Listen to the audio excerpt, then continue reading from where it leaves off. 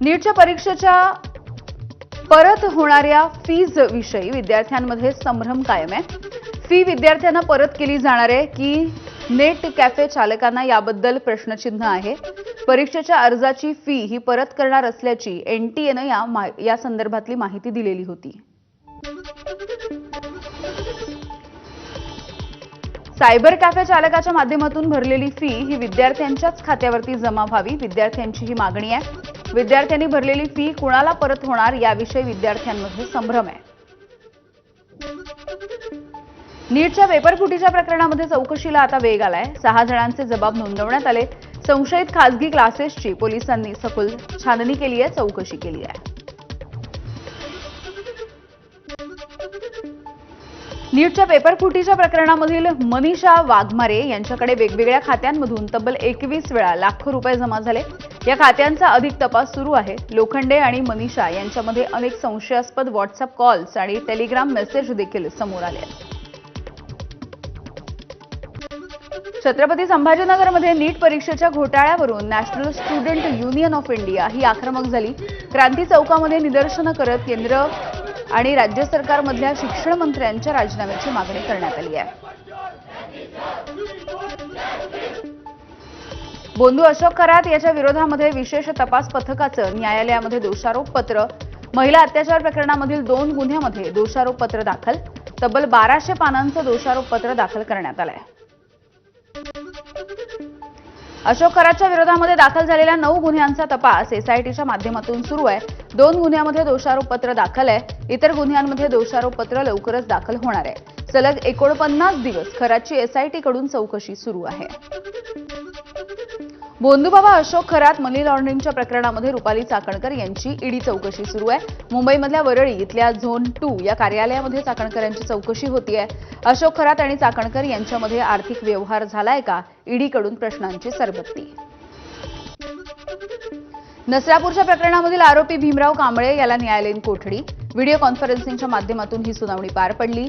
2 ते 3 दिवसांमध्ये पुणे ग्रामीण पोलीस दोषारोपपत्र दाखल करण्याची शक्यता आहे। 3.5 वर्षांच्या चिमुकलीवरती 65 वर्षाच्या वृद्धानं अत्याचाराचा प्रयत्न केलाय। बीडच्या केज पोलीस स्टेशनच्या हद्दीतली ही संतापजनक अशी घटना आहे। कुटुंबियांच्या तक्रारीनंतर आरोपीच्या विरोधात गुन्हा दाखल। भंडाऱ्यामध्ये प्रेमाच्या जाळ्यात ओढून अल्पवयीन मुलीवरती अत्याचार। लाखनी पोलिसांनी आरोपीला नागपूरमधून अटक केली आहे। अल्पवयीन मुलीवरती कॅफेमध्ये नेऊन अत्याचार करण्यात आले। पीडित मुलगी गर्भवती आहे। बुलडाण्याच्या शेगावमध्ये हॉटेलमध्ये काम करणाऱ्या महिला कर्मचाऱ्यांचं अंघोळ करतानाचे फोटो काढून व्हायरल करण्याची धमकी देत महिलेवरती हॉटेल मालकाचा लैंगिक अत्याचार। महिलेच्या तक्रारीनंतर हॉटेल मालकाला अटकही करण्यात आली।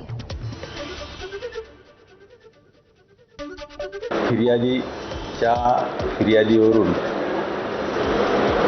यातील आरोपीने तिचा विनयभंग केला, त्याचप्रमाणे जातीवाचक शिवीगाळ केल्याच्या फिर्यादीवरून अनुसूचित जाती जमाती प्रतिबंधक कायद्यानुसार गुन्हा दाखल झालेला असून यातील आरोपी अटकेत आहे। मुंबईच्या मालाड परिसरामध्ये धर्मांतराचा प्रयत्न करण्यात आलाय। आमचा देव तुमचा आजार बरा करेल असं म्हणत धर्मांतर झालं। तक्रारीच्या नंतर पोलिसांनी काही जणांना ताब्यात घेतलंय।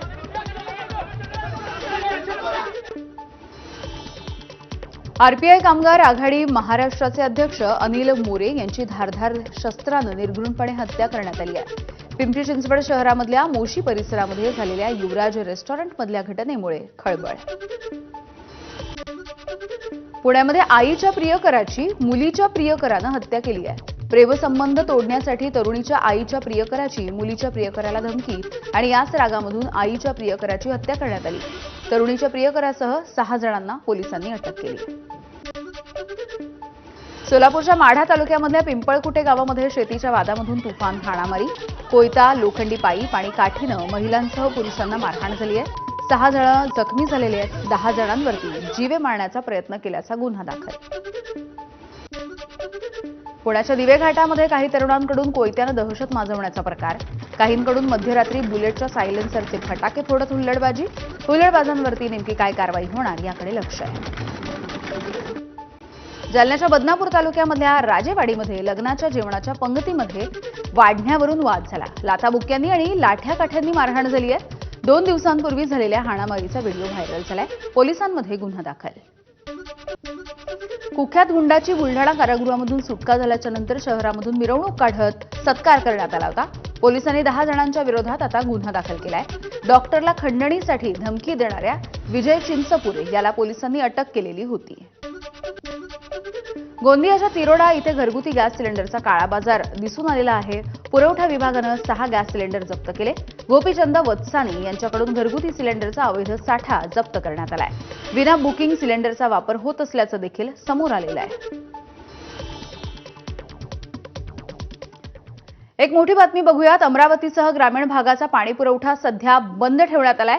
महाराष्ट्र जीवन प्राधिकरणाने 18.81 कोटी रुपयांचं बिल थकवलंय. जीवन प्राधिकरण कंत्राटदार असोसिएशन थकीत बिलासाठी आता आक्रमक झालंय. आंदोलनाची दखल न घेतल्यामुळे अमरावतीकरांचा पाणी पुरवठाच आता रोखण्यात आलाय. अमरावतीच्या ग्रामीण भागामधल्या 354 गावांचं पाणी यामुळे बंद झालेलं आहे. 16 लाख नागरिकांचं पाणी आता रोखण्यात आलेलं आहे. अमरावतीसह ग्रामीण भागाचा पाणी पुरवठा बंद आहे. आमच्या पैसे जर नाही आले तर आम्ही मार्चमध्ये पाणीपुरवठा स्ट्राईक करू, पण त्यावेळेस आमच्याकडे वसुलीच असते. ग्रामीण भागातील वसुली, शहरातील वसुलीवर परिणाम होईल, वसुली कमी होईल म्हणून आम्ही मार्चमध्ये निवेदन मागं घेतले. त्याच्यानंतर 1 एप्रिलला यांच्याकडे आम्ही निवेदन दिले. त्यांनी आम्हाला 15 एप्रिलपर्यंत तुमचे पेमेंट करून देऊ असं आम्हाला आश्वासन दिलं. पण 15 एप्रिलनंतर यांनी आम्हाला पुन्हा एक पत्र दिलं ना भेटायला आले. त्याच्यानंतर आम्ही नंतर यांना 1 मेला आम्ही एक निवेदन दिले की आम्ही 6 तारखेपासून ठिय्या आंदोलन करणार आहे. जोपर्यंत आमचे पैसे मिळणार नाही तोपर्यंत आम्ही तिथं ठिय्या आंदोलन करणार आहे. जर 7 दिवसानंतर जर आम्हाला प्रतिसाद मिळाला नाही तर आम्ही 8व्या दिवसापासून पाणीपुरवठा बंद करणार आहे. म्हणून आजच्या रोजी आम्ही आजपासून पाणीपुरवठा बंद करत आहे. ग्रामीणमध्ये 156 गावे आहेत, 79 गावे आहेत, 105 गावे आहेत. दर्यापूर शहर, अंजनगाव शहर, चिखलदरा शहर आणि अमरावती शहर आणि बडनेरा शहर हा इथला आम्ही आता आमचे जेवढे माणसं आमच्या साईटवर होते, पाणी सोडणारे, लिकेज काढणारे, सर्वांना आम्ही तिथून हटवून दिलेलं आहे. आता ते डिपार्टमेंट काय करते ते आम्ही आम्हाला आमच्याशी काही घेणं नाही. जनतेचा आम्ही कुठलाही जनतेवर रोष नाही आहे. आमची मागणी आहे की आमचे पैसे आम्हाला मिळावे, हीच आमची मागणी आहे. पुन्हा एकदा बातम्यांचा वेगवान आढावा. जळगावच्या 40 गावांमध्ये 2.5 महिन्यांच्या चिमुकलीचा लसीकरणाच्या नंतर मृत्यू झालाय. शवविच्छेदनासाठी जळगावच्या शासकीय रुग्णालयामध्ये आजोबा रात्रभर नातीचा मृतदेह मांडीवरती घेऊन बसून राहिले. डॉक्टरांनी मृतदेह ताब्यात न घेतल्याचा नातेवाईकांचा आरोप आहे. बीडमध्ये 6 मोकाट कुत्र्यांनी 4 वर्षांच्या चिमुरड्यावरती हल्ला केला. पंढरी परिसरामधली ही घटना सीसीटीव्हीमध्ये देखील कैद झाली. परिसरामध्ये सध्या भटक्या कुत्र्यांची दहशत आहे. नागपूरच्या सालाई मेंढा तलावामध्ये बुडून 2 19 वर्षाच्या तरुणांचा मृत्यू झालाय. पोहण्यासाठी पाण्यामध्ये उतरले असता अंदाज न आल्यामुळे ही दुर्घटना घडली आहे. रात्री उशिरा दोन्ही मृतदेह पाण्यामधून बाहेर काढण्यात यश. मुलीचं कन्यादान करत असताना वडिलांचा हृदयविकाराच्या झटक्यानं मृत्यू झालाय. लग्न मंडपामध्ये विधीच्या ठिकाणीच ते कोसळले. बुलढाण्याच्या सिंदखेड राजा तालुक्यामधल्या वर्दडी गावातली ही घटना आहे. साताऱ्यामधल्या महाबळेश्वर तालुक्यामधल्या तापोळ्यामध्ये कोयना जलाशयात खासगी बोट उलटली. वादळी वाऱ्यासह झालेल्या मुसळधार पावसामुळे बामणोलीजवळ शिवसागर जलाशयामध्ये 2 पर्यटकांना घेऊन निघालेली ही बोट बुडालेली आहे. दोन्ही पर्यटक पाण्यामधून पोहून सुखरूपपणे बाहेर आले आहेत. रायगड जिल्ह्यामधल्या सुधागड तालुक्यामधील आमनोली गावाजवळ प्रवासी पूलच कोसळलाय. ट्रक पुलावरून जात असताना हा पूल कोसळलाय. 4 ते 5 गावांचा संपर्क तुटला.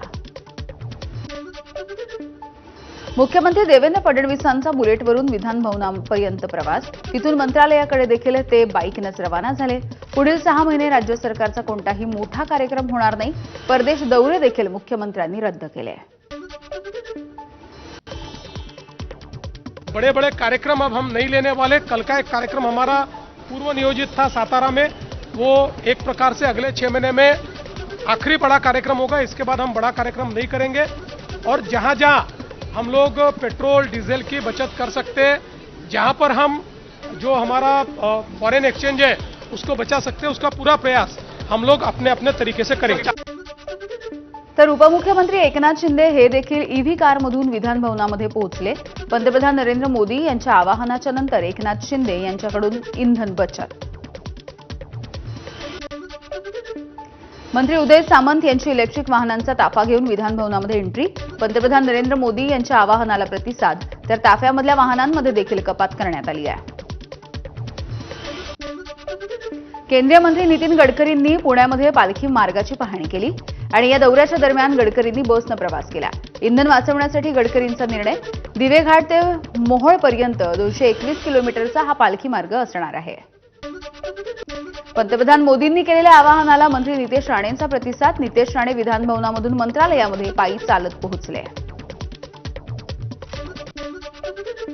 पंतप्रधान मोदींच्या आवाहनानंतर मुंबईच्या महापौर रितू तावडे यांचा देखील इलेक्ट्रिक वाहनामधून प्रवास.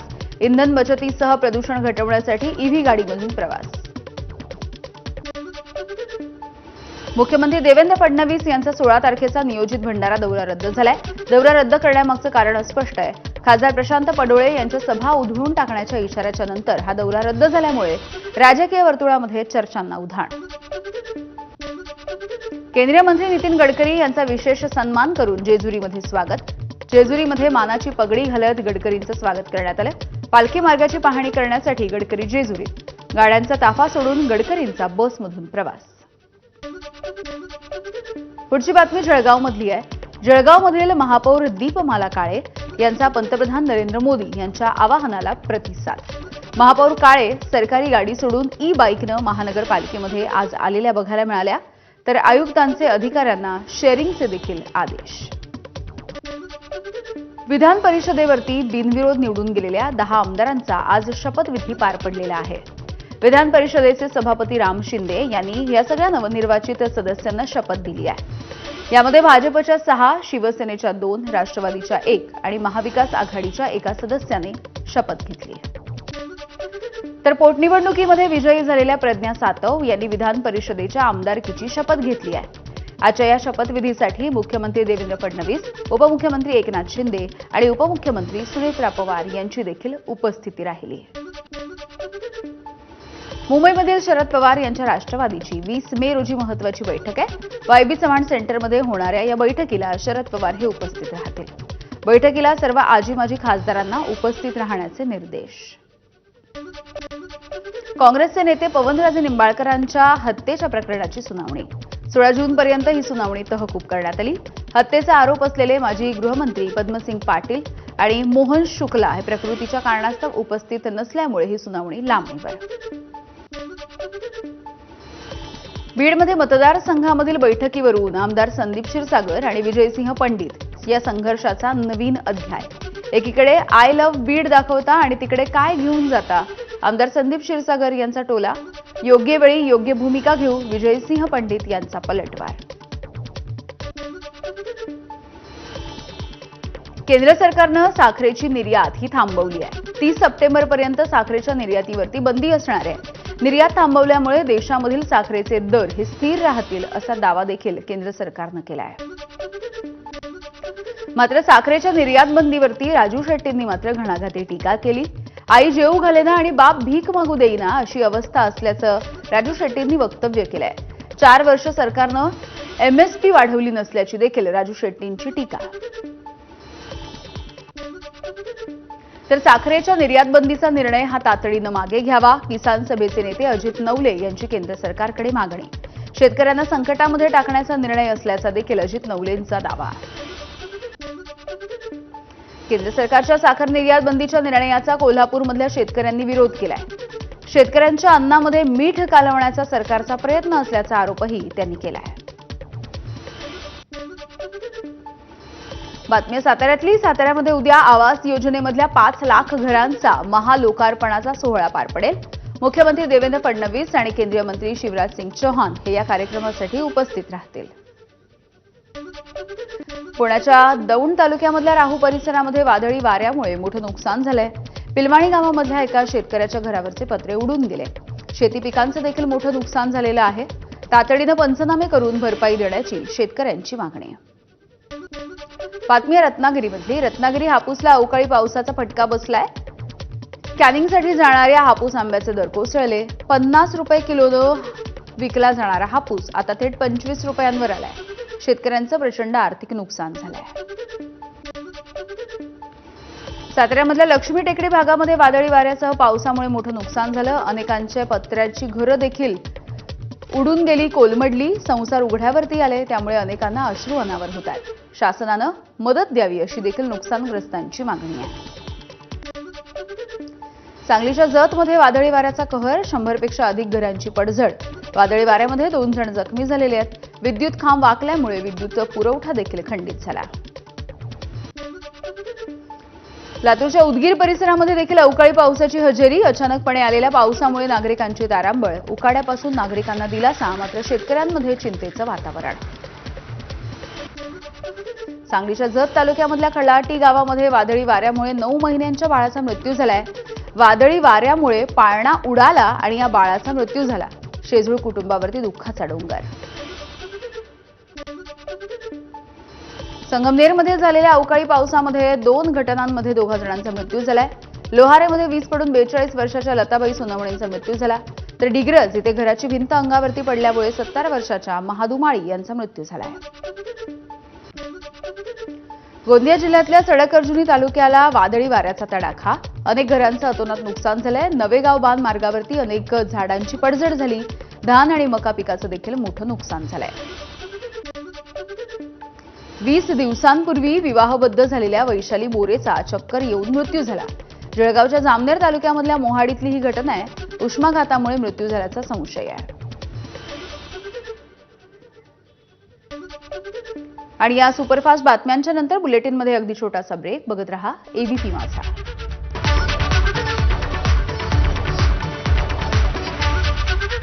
लातूरच्या उदगीरमध्ये अवकाळी पावसाची हजेरी.